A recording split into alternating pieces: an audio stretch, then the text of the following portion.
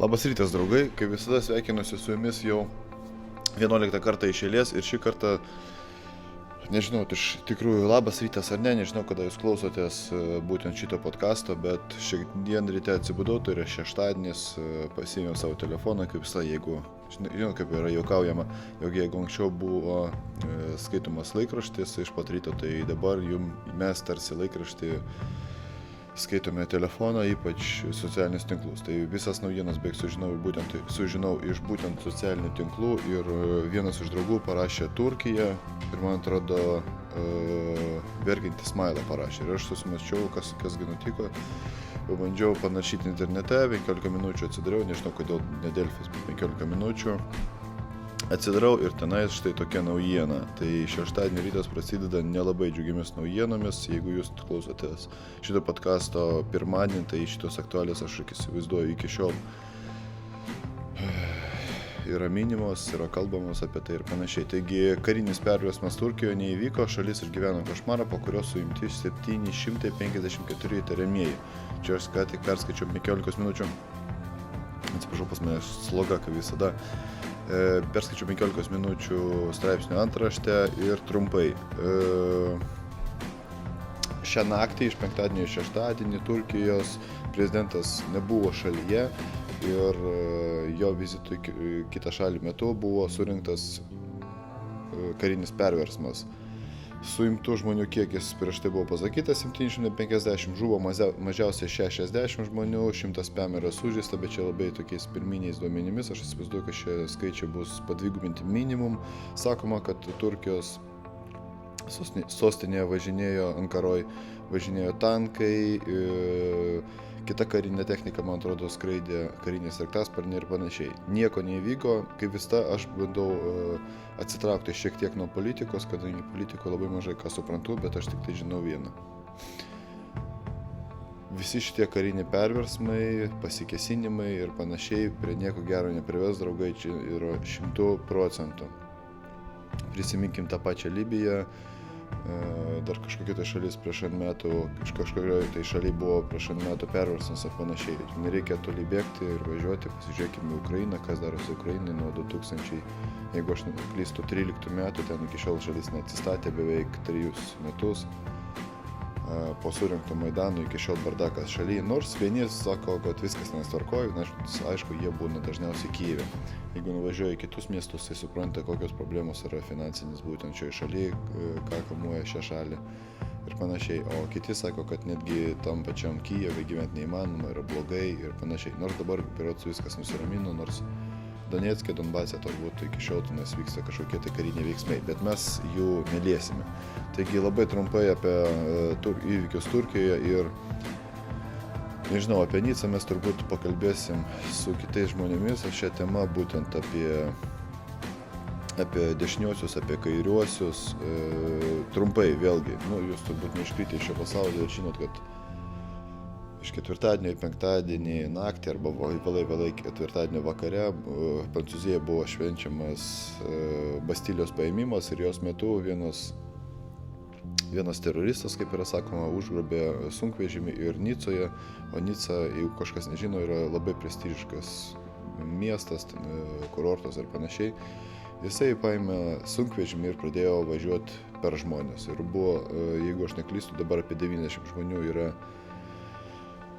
žuvę ir, man atrodo, virš 150 ar kiek ir iki šiol yra labai prastos būklės arba yra sužeista. Aš nežinau, kodėl Prancūzijai, kodėl per pastarosius per 9 mėnesius, praeitą kartą lapkritį buvo išpuolis Paryžiui, dabar Nicoje, kodėl būtent Paryžius yra pasirinkamas, nors prieš tai, aišku, buvo ir Belgija. Galbūt dėl to, kad tenais yra kažkokios tai spragos, policijos saugumo spragos ir panašiai, tada žymiai lengviau padaryti panašius įvykius. Tai va, štai tokios naujienos. Šiek tiek, žinau, kad kažkaip šalta. Aš dabar atsidariau, bet aiškiai, šiek tiek atsigėriau. Red Bull'o nesinorėjo jokio energetiko.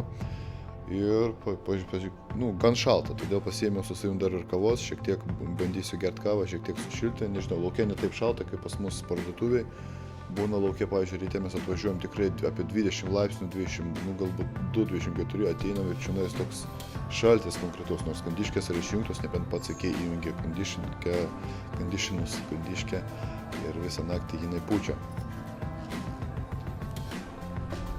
Taip, sugrįžau aš po 2, 2 savaitės rašinėjau podcastus automobilyje, tai prie savo namų, tai prie darbo rašinėjau galinės sėdynės, sėdėdamas. 1 savaitę praleidau, netyčiom, o specialiai, vien tam, kad jūs vietoj podcasto pasiklausytumėt mano pokalbį su Justu Pikeliu. Beje, draugai, laukiu jūsų komentarų. Žinot, kodėl būtent laukiu jūsų komentarų? Nes aš žinau, kad eilinį kartą pasakysiu, jog mane stebi, mane klauso šitos podcastus, mano klauso tik tai ištikimiausi mano draugai, sekėjai ir panašiai, ir mano, negaliu pasakyti, kad fanai, bet tie žmonės, kurie mane palaiko. Tai vat, jūsų nuomonė man visada yra svarbiausia. Taip kad, drauguži, jeigu tu dabar klausai šitą podcastą, nepatingėk. Jeigu pamirši, tai po to, jeigu dabar negali, tai nepamiršk po to. Užeiti į YouTube, surasti būtent šitą podcastą 11 ir tenais parašyti man komentarą apie tai, ką tu manai apie mūsų su Justu Pikeliu video. Tai yra labai svarbu, aš esu gavęs kol kas nemažai teigiamų žinučių, būtent kas liečiant šitą video mūsų padarytą, šias temas padarytas ir panašiai. Ir aš norėčiau sužinoti būtent jūsų, ištikimiausių mano sekėjų nuomonę. Patiko ar nepatiko, kas buvo blogai, kas buvo gerai, reikėtų mums tęsti ar ne, nes pas mus yra šiokie tokie planai ir jie labai įdomus, sakyčiau. Tai va. Pats video su Pikeliu. Tu atsigersiu šiek tiek kavos ir papasakosiu, kaip iš šis man kilo tokia idėja.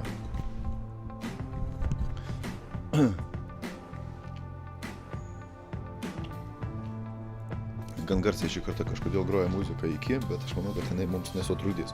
Taigi dar, jeigu aš neklystu, čia buvo jau gegužės mėnuo, kada aš sugalvojau, kad reikėtų padaryti kažkokį tai naują formatą, kažką reikėtų įdomesnį sugalvoti, nes vien filmuoti video apie sportą, vien apie tai, kaip reikėtų kelti štangą, kiek kartų, su kokia technika ir panašiai, ne tai, kad pabodo, tiesiog aš manau, reikėtų gyvenime domėtis ir kitokiais dalykais. Ir aš visada tai propaguoju ir turbūt kiekvienas mano motyvacinis video apie tai sako, kad draugai, kažką darykite kito. Nes aš, pavyzdžiui, dabar turiu kelis tokius pavyzdžius žmonių, kurie savo gyvenime nusistatė tikslus, tik tai sporto tikslus.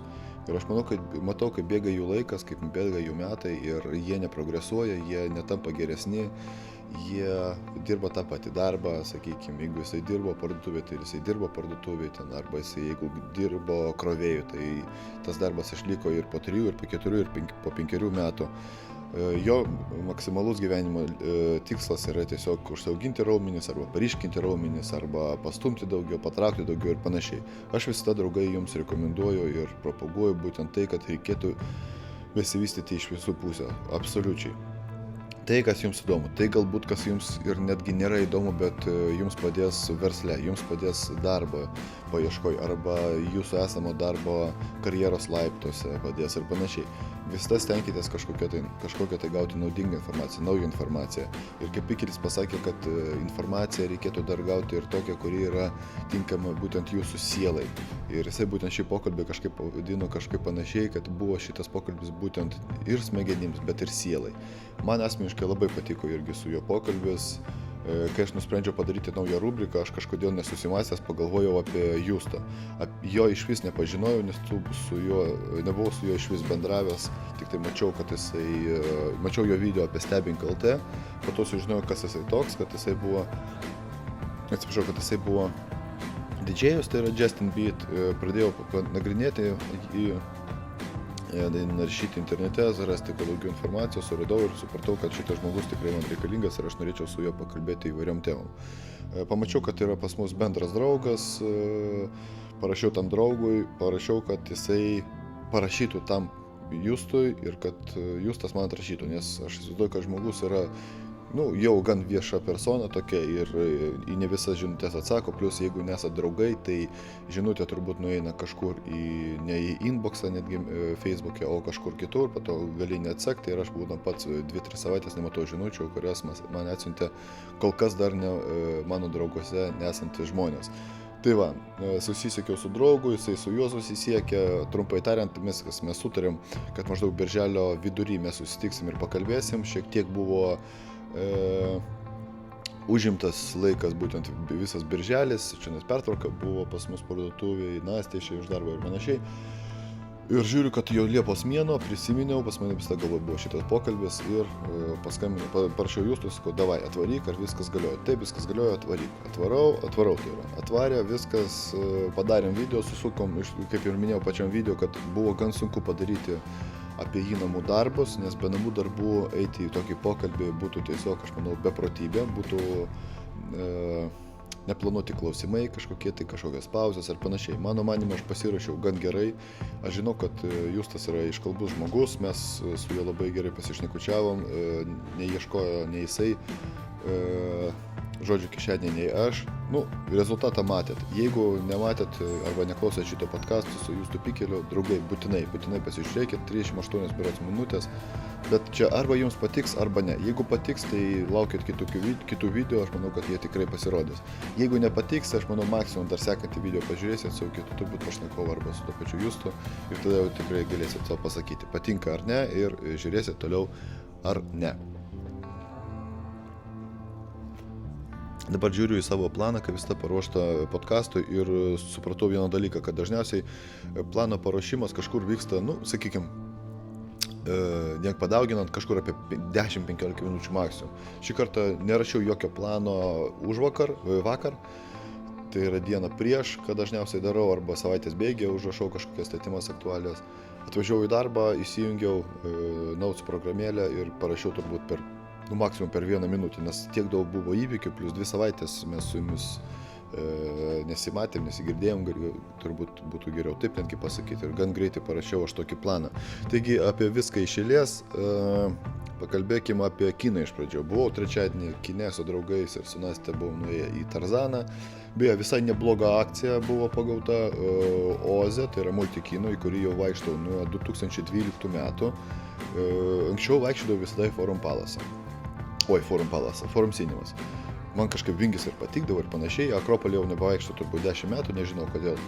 Bet po to vienas draugas sako, einam į multikino, aš prieš tai vieną kartą tik buvau, sakau, neįnam, sako, nepatinka.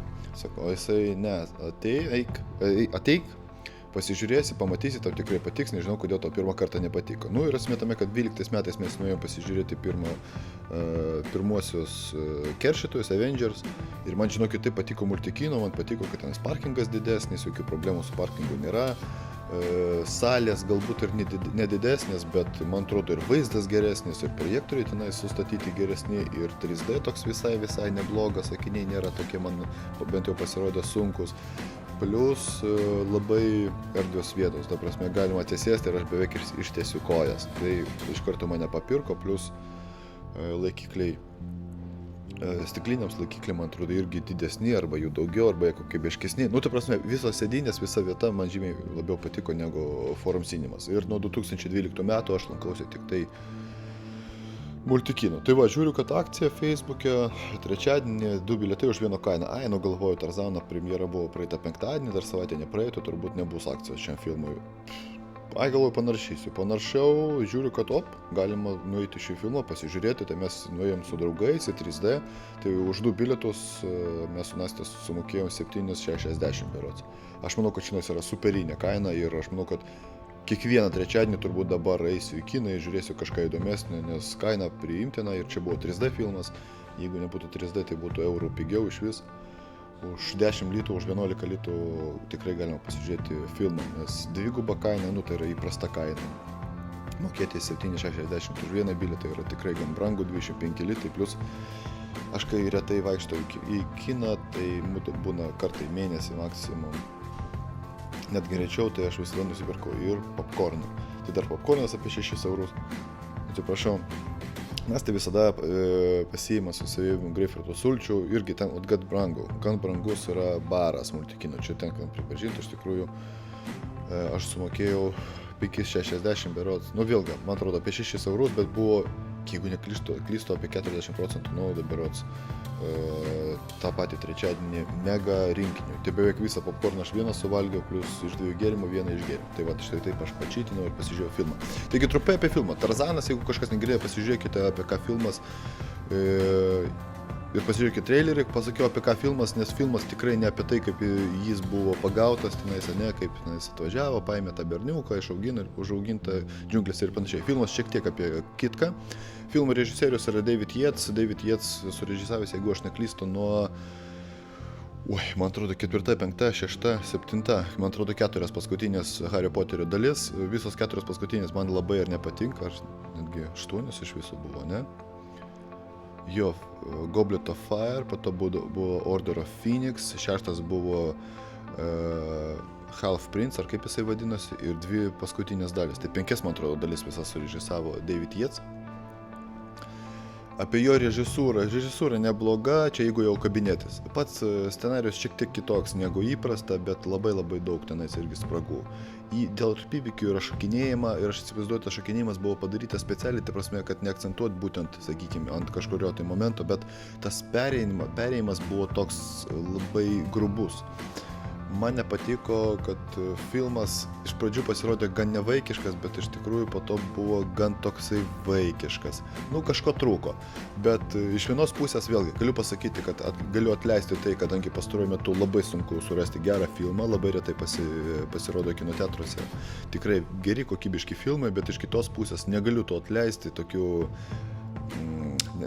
tai kad nesąmonė, tokių klaidų, scenarinių klaidų ir panašiai, vien dėl to, kad dabar yra 2016 metai ir jau gėda daryti, aš manau. Ne tai, kad tokius filmus, bet tokias klaidas daryti, scenarijų ir panašiai. Pasistengkit, draugai.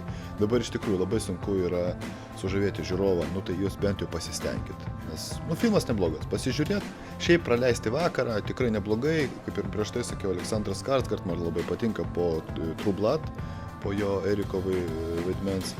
Gerai ten suvaidino, taip neblogai.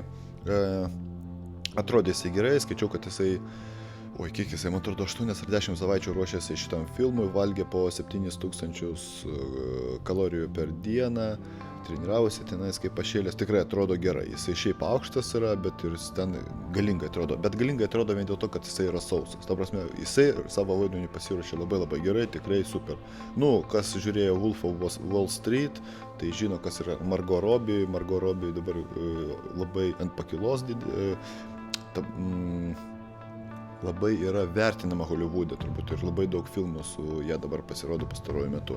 Čia buvo Wolf of Wall Street, čia buvo jos turbūt didžiausias debiutas kine, po to buvo Focus su Willu Smithu, neblogai suvaidino, pats filmas irgi neblogas, Anzugeliui nepatiko.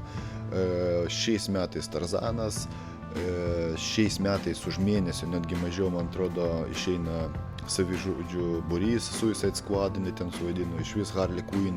Ta prasme, labai ir graži moteris, ir vaidina neblogai, ir tikrai ekrane pridėtų tokio šarmo, grožio, tikrai tokie aktoriai tik tai į naudą bet kokiam filmui ir labai norisi ją pamatyti Harley Quinn vaidmenyje ir labai norisi ją dabar jau pamatyti kažkokiam rimtam filme, kur jinai galėtų atsiskleisti, jeigu jinai yra tikrai gera aktorė. Labai norėtųsi pasižiūrėti rimtą jos vaidmenį. Dramatišką kokį nors. Taip, toliau pasižiūrėjau aš namie, bet iki galo 20 minučių berods liko. Hugh Glasso legenda, nežinau kodėl lietuvių taip išvertė, kad vis ta kažkokios tai problemos su vertimu pas mus. The Revenant, tai yra tas filmas, už kurį Leonardo DiCaprio gavo Oscarą. Ir žinot ką, man DiCaprio filmai 99% patinka. Šis filmas nepajutau aš nieko ten absoliučio tokio superinio. Visų pirma, nemėgstu labai Tomo Hardžio. Tom Hardy ten suvaidino, sakykime, sąlyginai blogietį.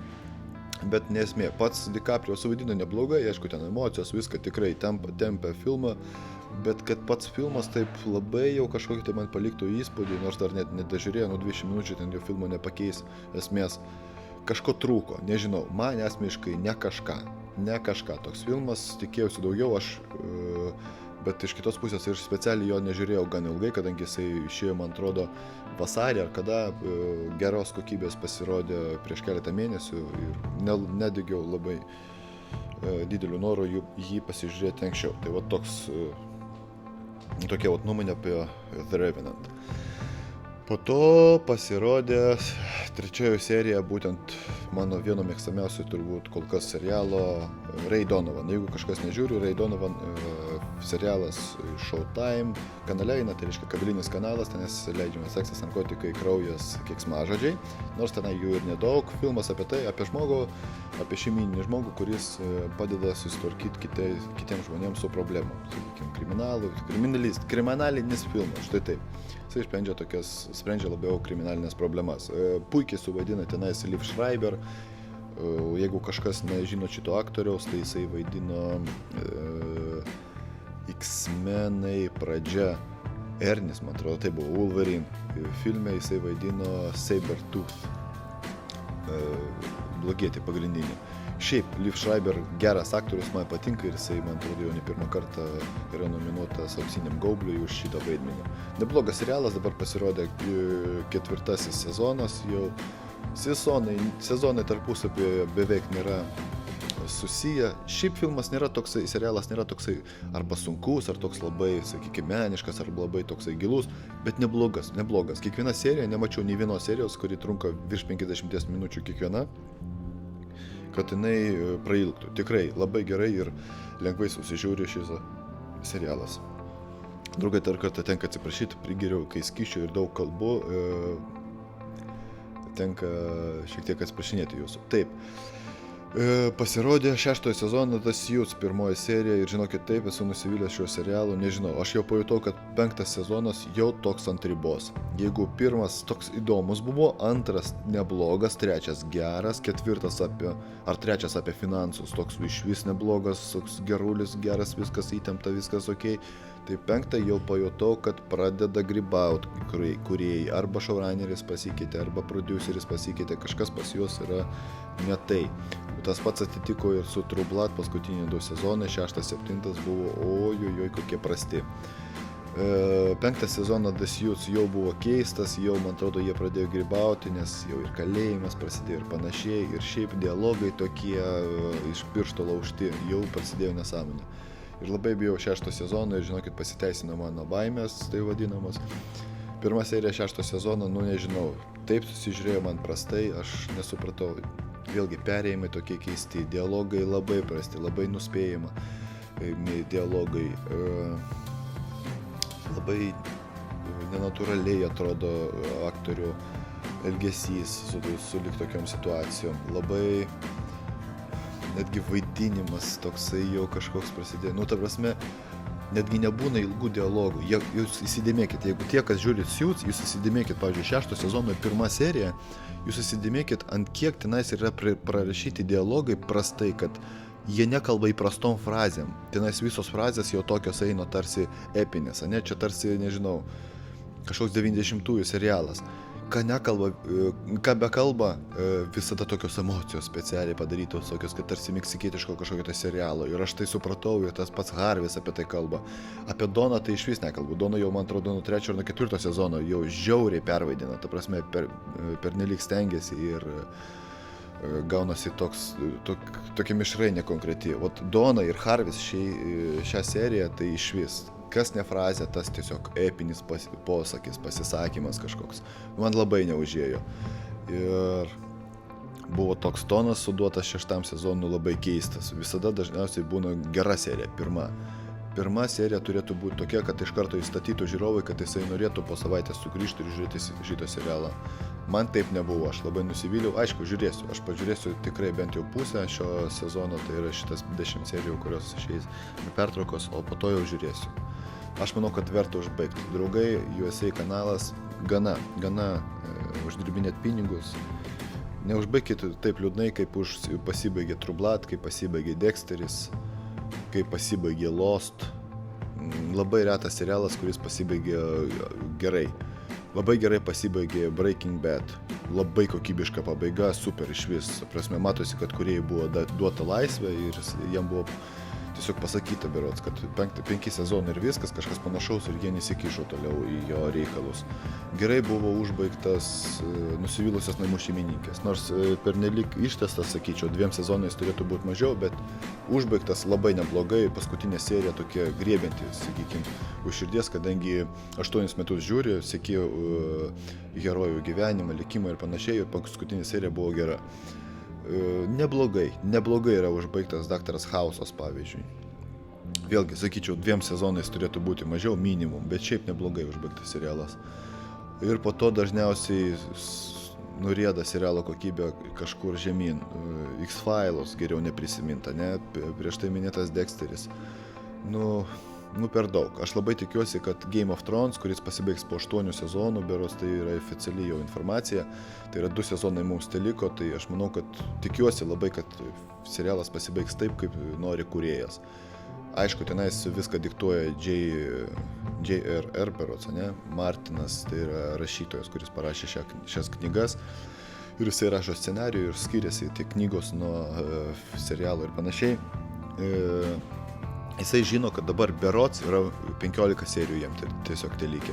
7 sezone buvo nuspręsta jau ir pasakyta, kad iš viso bus tik tai 8 serijos ir buvo pasakyta, kad kadangi veiksmas vyks berods, visas veiksmas vyks žiemą, tai reiškia, filmavimai vasarą tiesiog atkrenta, tai reiškia, kad mums teks palaukti Game of Thrones, aš manau, kad iki rudens. Vasarą aš nemanau, kad HBO paleis serialą į eterį, aš manau, kad sekantį tik tai rudenį pamatysim 7 sezoną. Ir tas pats panašiai bus ir turbūt su 8 sezonu, tai irgi mažiau serijų, man atrodo mažiau negu netgi nei 8 serijos mūsų laukia. Tai va, tikiuosi Game of Thrones gerai pasibaigs. Jeigu šiek tiek pakalbėsim apie IT technologijas. Prieš tai pasakojom, atrodo, praeitam podcaste apie Jarovojos paketą, tai Putinas pasirašė šį paketą, dabar yra renkimai visokiojopai parašai, peticijos ir panašiai, kad tai atšaukt, nes tenais prasideda jau šiek tiek nemažas nesąmonės, tiek su piniginiu atžvilgiu, tiek su užsienio kompanijom ir panašiai, nes išėjo iš rinkos viena labai didelė kompanija, dabar nepasakysiu, kuo jinai verčiasi, labai įdomi jos veikla yra, bet jau išeina iš Rusijos rinkos, bet vėlgi išėjo anksčiau negu įsigaliojo šis įstatymas. Šis įstatymas įsigaliojo berods Liepos 25 dieną. Taip, sekanti naujiena, sekanti žinia iš IT pasaulio, tai aišku, tiesiog pamišimas, globalus pamišimas apie Pokemon Go žaidimą. Pokemon Go, kaip jums čionais netgi papasakot, iš tikrųjų netgi nežinau. Dabar pradėkim nuo to, kad Pokemonai buvo populiarūs ir berods buvo sukurti 96 metais, tai reiškia prieš 20 metų. Jeigu ne visam pasauliu, tai pusėje pasaulio buvo nurautas stogas dėl to animacinio filmo ir tenais prasidėjo, man atrodo, ir žaidimai, iki visa franšizė prasidėjo, žaislai, turbūt limonadai, dar kažkas panašaus su Angry Birds dabar. Tie, kas turbūt neužaugo su Pokemonus, jų nesupras, aš tada jų nesupratau, man šiaip labai nepatinka japonų kultūra, man labai nepatinka japonų kaip jums pasakyti, visa jų veikla, aš kai pasižiūriu, kuo jie užsiiminėja, kokiam nesąmonėm užsiiminėja, jūs pasižiūrėkit, kai kada įveskit į Google, kaip nors parašykit, kad suaugusiems, pavyzdžiui, žaidimai suaugusiems Japonijoje, tik angliškai parašykit arba rusiškai ir jūs pamatysit, kokiom nesąmonėm jie tenais užsiiminėja, draugai, jūs tiesiog apaksit. Tenais ribų žmonėms išvis nėra, tenais intimumas, seksas yra išvis neribos ir tenais yra kažkokie tai žaidimai per televiziją, kurie yra rodomi. Aš net nebandysiu jums papasakoti, nes ten yra tiesiog kosmosas, aš jums rimtai sakau. Įveskit, arba angliškai, arba rusiškai, aš manau, kad rusiškai, jeigu jūs kalbat ir galėtumėt parašyti rusiškai, tai parašykit Google, tenais žymiai daugiau informacijos surasit, pamatysit, tenais yra ir video. Aš jums sakau, tenais su seksu, pavyzdžiui, yra susiję N žaidimų arba TV show, kuriuos rodo per televiziją, berods kažkokį, galbūt vėlai vakare, bet kuo jie ten užsiminėja, aš manau, kad jums pasidarys netgi blogo. Tai labai nemėgstu japonų kultūros, šiaip man labai jie nepatinka, tie japonai, man labai nepatinka japonai ir dėl to, kad jie žudo banginius. O šito aš niekada nesuprasiu. Japonai žudo banginius ir Islandai žudo banginius. Negerbiu nei tų, nei nu, vien dėl šitų tradicijų ar dėl kažko, aš šito nesuprantu. Ir trumpas toksai flashbackas būtų iki Tarzano.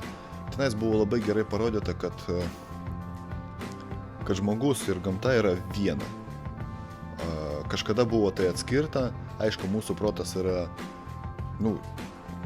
didesnis, mes galim žymiai daugiau negu gyvūnai, bet kai bandome įsiveržti į gyvūnų pasaulį, kai bandome įsiveržti į vandenynus, kai pradedam žudyti banginius, tokius,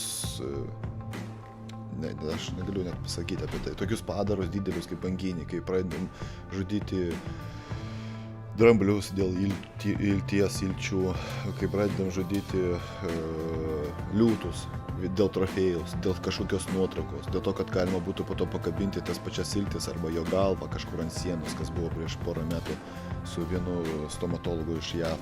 Kai pradedam žudyti belenką absoliučiai, kai pradedam valgyti kengūros mėsą, aš negaliu to suprasti ir aš labai nemėgstu Japonų dėl to, kad jie žudo banginius, aš labai nemėgstu Islandų dėl to, kad jie žudo banginius. Aš nesupratau, kaip taip galima daryti.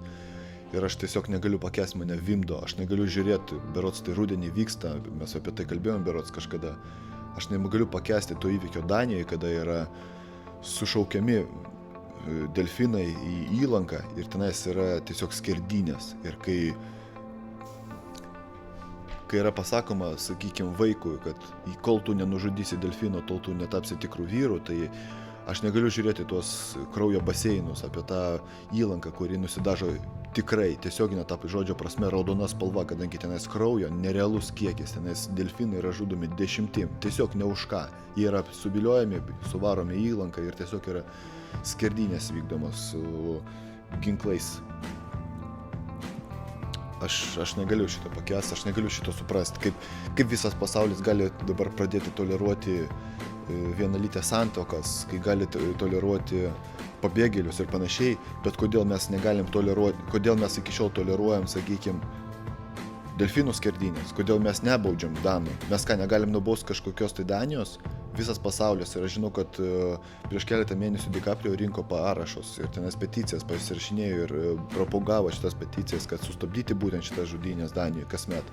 Negalima, pas juos yra tokia tradicija. Aš žinokit, žmonės yra apakęs, aš neturiu ką pasakyti. Tiesiog kosmosas. Mes iki šiol žiūrim, kaip yra žudomi delfinai.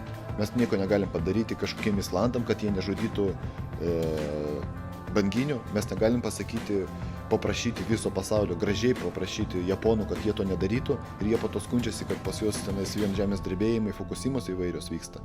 Aš toks esu, draugai, jeigu jūs dar nepastebėjote, esu gamtos žmogus. Tai reiškia, kad aš manau, kad mes gimėm šiame pasaulyje kartu gyventi su visais gyvūnais, su visais augalais, su visais vabalais ir panašiai. Aš nesuprantu, jeigu tu gali kažką nenužudyti, neužmušti, tai kodėl tu tai darai? Kaip galima važiuoti ir žudyti į Afriką gyvūnus dėl trofėjų. Apie štai jau ką tik sakiau, aš šito nesuprantu. Ir kalbant apie tai, kad aš netikiu Dievu, bet aš tikiu likimu. Ir jeigu kažkas atsitinka, jeigu tu kažką padarai blogo, tai aš manau, kad gamta tau visada atkeršys. Mes su gamta turėtumėm gyventi turėtumėm kartu. Mes esam saulės žmonės, mes esam saulės visi vaikai. Ir aš tikiu, kad kiekviena liga, kiekviena negalia, kuri egzistuoja šiame pasaulyje, kuri nebuvo sintetiškai išrasta, aš manau, kad gamtoj yra negalia, liga ir jai yra kažkoks vaistas, būtinai, priešnuodis. Negali būti, įsivaizduokit, draugai, buvo sukurta mūsų planeta, buvo sukurta mūsų Žemė, buvo sukurtos, nežinau netgi skaičių koks pasakyti, šimtai tūkstančių gyvybių įvairių. Buvo sugalvotos kažkokios tai lygos, negalės ir nebuvo sugalvoti vaistai. Ne, buvo sugalvoti vaistai, tiesiog mes arba dar nežinom apie tai, arba mes žinom, tai yra slepiama, nes iš to negalima pinigų užsidirbti, kadangi tai yra augalinės, turbūt kažkas kilmės, apie tai jau kalbėjau, apie marihuaną, kad žolės aliejus būtent padeda gydyti vėžio stadijas, bet to negali parduoti, negali užsidirbti milijonų, negali, tenais politika vėlgi. negali įsiveržti kitą šalį, negali pradėti kažką žudyti vien dėl to, kad tau reikia realizuoti savo karinį biudžetą. Čia nais politika, draugai, nekalbėsim. Apie Pokemon Go.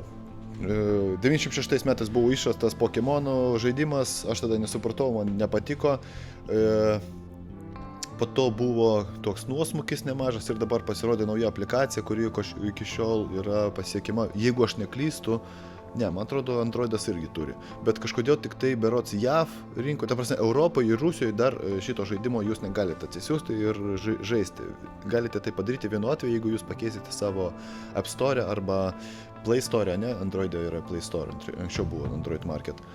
Pakeisit regioną į JAV arba Japonų, aišku, geriau turbūt pakeisti JAV ir galėsite atsisiųsti šitą žaidimą ir žaisti.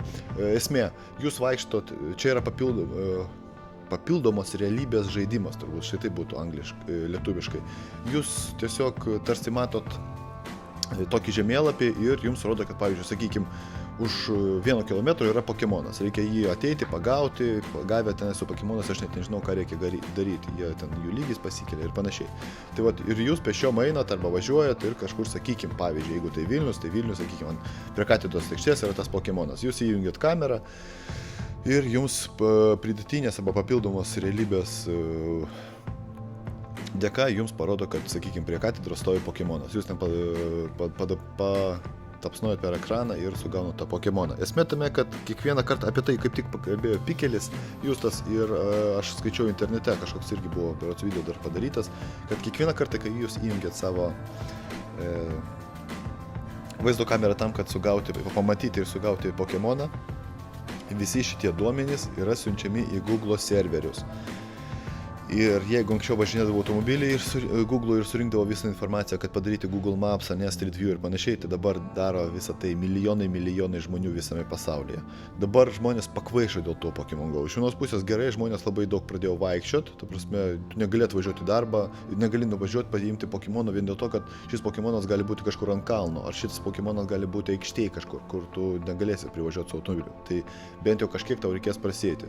Tas yra gerai iš sveikatingumo pusės, bet pavyzdžiui, dabar Rusijoje, man atrodo, kažkur Amerikoje irgi bažnyčiose negalima gaudyti Pokemonų. Ir ant bažnyčių jau parašyta, kad tipo čionais Pokemonų nėra.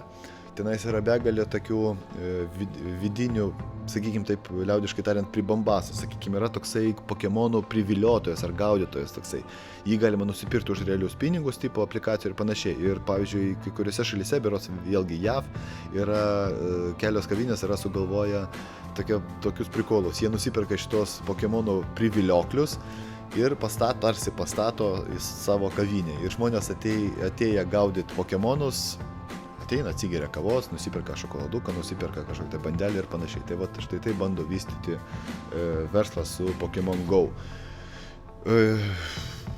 Mačiau vieną video, kad berods per pastarąjį mėnesį ar per pastarąsias kelias savaitės Google buvo ieškomi raktažodžiai Pokemon Go dažniau negu žodis porno. Tai reiškia, kad Pokemonai yra populiaresni netgi dabar už porno. Niekam nereikalingas seksas, visiems reikalingas Pokemonas.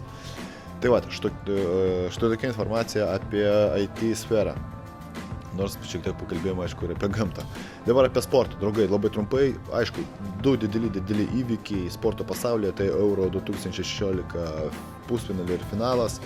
Neturiu ką pasakyti, nenusipelnė Portugalai laimėjo, bet laimėjo, jie nuo pat pradžių turnyro čempionato žaidė labai prastai, jie per pagrindinį laiką yra laimėję tik tai vienerias rungtynes ir tai buvo pusfinalis. Visur kitur jie sužaidė arba lygiosiam, arba po pridėtinio laiko baudinių serijos pagalba, arba pridėtinio laiko metu įmušė įvarčius. Šiaip labai džiaugiuosi už Ronaldo, dėl to, kad jisai tikrai vertas finalo buvo. Tai tikrai, dabar pasirodo vertas ir čempiono titulo. Bet jam atsitiko nelaimingas mažas atsitikimas, šiek tiek jisai gavo traumą, jisai pasitempė berods kelio raiščius. Tai jisai praleido beveik visas rungtynes, 20 kažkiek minučių pažaidė ir išėjo iš aikštės, kadangi suprato, kad jisai nepadeda komandai, o tik užima vietą. Šiaip labai už jį džiaugiuosi. Šiaip jisai kaip futbolininkas yra tikrai šaunuolis. nekalbėsim apie jį kaip apie asmenybę, bet kaip futbolininkas jisai yra didelis maladėts. Prancūzai patys kalti, nežinau, ko jie delsė, ko jie norėjo, ko jie laukė iš tikrųjų, nes 90 minučių neužteko įmušti, Griezmannas turėjo kelias akimirkas, galėjo įmušti įvarčius, bet ne, ir kažkaip matėsi, kad prancūzai nelabai nori. Tarsi laukia baudinių serijos, kas jiems yra labai nepalanku, kadangi baudinių serijose visada yra 50-50, kas nugalės. Pridėtinis laikas buvo duotas ir antram kėliny, 15 minučių kėliny, buvo 5 minutė, man atrodo, įmuštas įvartis ir tada prancūzai atsibudo. Jau kada gavo gerą nokautą, jie tada atsibudo, o reikėtų žaisti. 10 minučių jie žaidė. Matėsi, kad jie žaidė, bet patys kalti, po to verkšleno, tenais verkė ir panašiai kaip maži vaikai. Žaiskit, draugai, tikrai nebuvo prieš ką žaisti, Portugalai beveik nieko gero nerodė, bankė buvo labai graži, bet nieko gero Portugalai nerodė visą čempionatą ir finale ypač jie ne kažką atrodė. Prancūzai turėjo laimėti, tiesiog jie buvo tinginiai, aš pavadinčiau taip. Ir namie pralaimėti, aš mačiau nuotraukas, kurios buvo įdėtos į Facebooką, kaip žmonės stebėjo šį finalą prie Eifelio bokšto, tenais buvo pastatyti 3 didžiuliai ekranai, tenais žmonių minė ir blemba, namie pas save pralaimėti tokiai komandai kaip Portugalija, kuri nebuvo stipriausia, kuri nebuvo ten super rezultatyvi ir panašiai. Be Ronaldo pralaimėti, yra gėda. Sakykim taip, atvirai, tikrai yra gėda ir čia buvo jų čempionatas, jie turėjo imti drąsiai auksą. UFC 200, nugriaudė UFC 200, esu gan nusivylęs šiuo turnyru, šiuo eventu. Pačios pirmos kovos preliminarios buvo geros, po to preliminarios sekančios kovos buvo jau neblogos, bet main cardas, pagrindinės kovos, tik tai Velasquez parodė gerą labai kovą, įdomią ir panašiai, ir užbaigė kovą anksčiau laiko. Jis techniškai nokautavo Travis Brown, kuris yra mano vienas mėgiamiausių kovotojų ir labai gaila, kad jam dabar taip, ne tai, kad nesiseka, aš nežinau, jam reikėtų iš tikrųjų keisti trenerį. Nes jeigu jis dabar treniruojasi su Edmund Arveridianu, tai yra su Ronda Rousey treneriu, tai mano akimis tas Edmundas yra toks pusiau asilas. Nes ką jisai patarinėjo Rousey po pirmo raundo su Holly Holm, kosmosas. Jis sakė, kad viskas ok, tau gerai sekasi, varyk taip ir toliau. Fuck! Matėsi, kad jai blogai sekasi, kad jinai į duobės krenta, kad jinai nepataiko, kad kiekvienas smūgis, kuris skrido jai į veidą, jinai gaudydavo visus tos smūgius. Tiesiog pernelyg vertinamas aukštai Arveridianas ir aš manau, reikėtų jam tikrai pasikeisti klubą savo. Aš manau, kad jisai, kai anksčiau treniruodavosi pas Jacksoną ir Winklejohną, tai jam reikėtų tenais ir sugrįžti. Tai va, o pagrindiniai kovoje Miesha Tate pralaimėjo savo titulą Amandai Nunes. Galima pasakyti, kad jinai pralaimėjo vien dėl to, kad jai labai sunkiai gavosi numesti svorį. Mačiau po to nuotrauką, jinai gulėjo leisgyviai iš vis metant svorį. Nors ir nauja technika mesti svorį, nes ten prieš kažkiek valandų prieš patį oficialų svirimąsi turėtum tu pasisverti ir pasižiūrėti, koks tavo svoris ar panašiai, nepadėjo. Jai labai tai sunkiai gavosi, jinai sakė, kad jos silikoninė krūtinė sveria N kilogramų ir jai dėl to yra gan sunku mesti taip svorį. Tai jinai išėjo į kovą leisgyvę, iš karto pradėjo viską valgyti, ką jai suduodavo Brazilija, iš tikrųjų maladėts. Nunes padarė savo darbą, super. Taip pat nustebau, kad Juliana Peña neblogai susitvarkė su Cat Zingano. Cat Zingano yra mano viena mėgiamiausių kovotojų, labai man jinai patinka ir kaip žmogus, matosi, kad tokia atvira ir šiaip kovoja neblogai, bet nesėkmė. Per mažiau negu, man atrodo, 15 sekundžių pralaimėti Rondai Rousey, po to pralaimėti dabar Julianai Peñai, ne kažką šitai karjerai, nors prieš tai buvo berot 9-0 pas ją rekordas. Brock Lesnar, Mark Hunt, nėra ką apie kalbėti, Mark Hunt nepataikė ir viskas, nors šiandien naktį pasirodė naujienos, kad antidopingo kontrolė turi problemų su Brocko Lesnaro tyrimais, ta prasme, man atrodo, kad jisai bus pagautas vartojant steroidus, nors jisai ir pats sakė, kad jisai ant kurso sėdė I am jacked, jisai pasakė. What do you want to hear, berods, I am jacked. Tai va, jisai susižėrė už tokią labai abejotiną pergalę, bet tai beveik 5 metus nebuvo oktagone, tai jam viskas atleistina, sakykim taip. $2,5 milijono. Tai buvo didžiausias užmokestis UFC kovotojui, kuris tik tai buvo istorijai. Prieš tai McGregoras kažkiek buvo gavęs, bet man atrodo jisai apie 2 milijonus buvo uždirbęs, o Brock Lesnar iš karto gavo 2,5. Kol kas nėra žinių, berods kiek pardavimų buvo padaryta UFC 200, man labai įdomu.